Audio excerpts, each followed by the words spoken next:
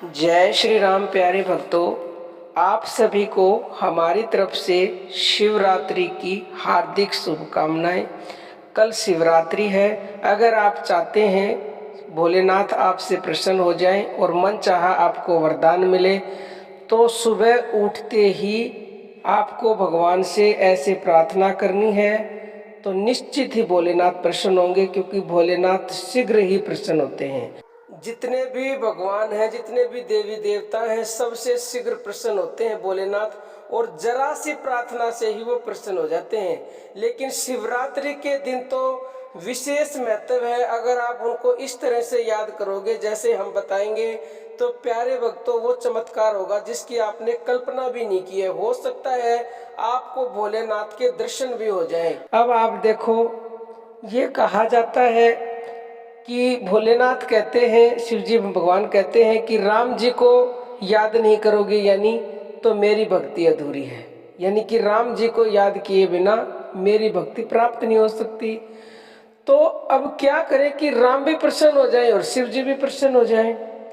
तो इसके लिए कल सुबह आपकी जब भी आंख खुले, या फिर दिन में भी कर सकते हैं, लेकिन सुबह करेंगे, जैसे ब्रह्म मुहूर्त में आंख खुल गई या उसके बाद खुल गई उठते ही, तो सबसे पहले मन के द्वारा शिव जी भगवान को नमस्कार करना है, कोटि कोटि नमन करना है। उसके बाद आपको प्राण जप करना है। प्राण जप मतलब श्वासों के द्वारा जप करना है। अब जो भी चैनल पर पहली बार आए नए, उनको हम बता देते कि प्राण जप से क्या होगा।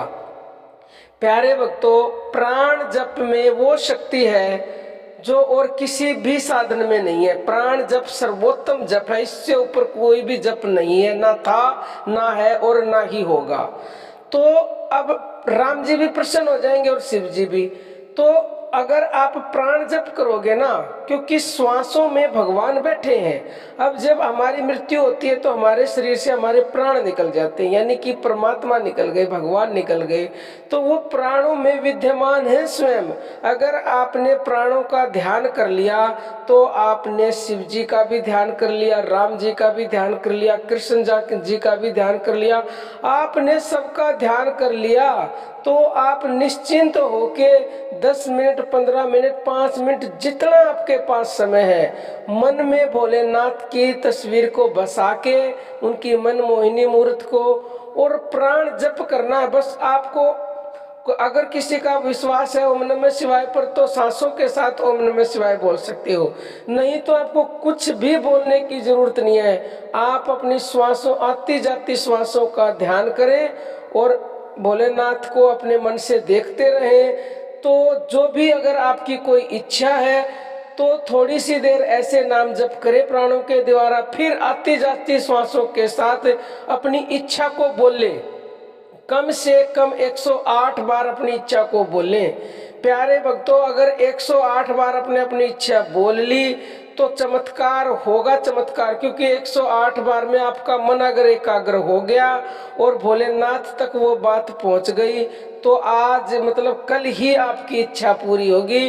क्योंकि ब्रह्म मुहूर्त में उठकर आप ये कर रहे हो, तो ब्रह्म मुहूर्त में उठने के वैसे ही अनंत लाभ है, उसके ऊपर से आप प्राण जप करोगे तो प्राण जप में वो शक्ति है जो अन्यथा किसी में भी नहीं है, और भोलेनाथ आपकी इच्छा को तुरंत पूरा करेंगे।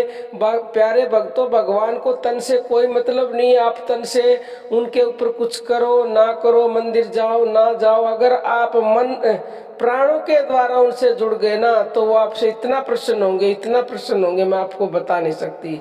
आपकी इच्छा को तुरंत पूरा कर देंगे, क्योंकि वो आपके अंदर ही विद्यमान है। ना वो मंदिर में मिलते हैं, ना मंदिर में, ना चर्च में, ना गुरुद्वारे में, कहीं नहीं मिलेंगे। वो मिलेंगे तो आपके भीतर ही मिलेंगे। तो भीतर का मतलब आप प्राणों के द्वारा उनसे कनेक्ट होए और तुरंत अपनी इच्छा को पूरी करें। हम आप बाकी प्यारे भक्तों हम समझा सकते, बता सकते, करना आपको पड़ेगा। और प्यारे भक्तों, सभी को शिवरात्रि की हार्दिक शुभकामनाएं। जय भोलेनाथ।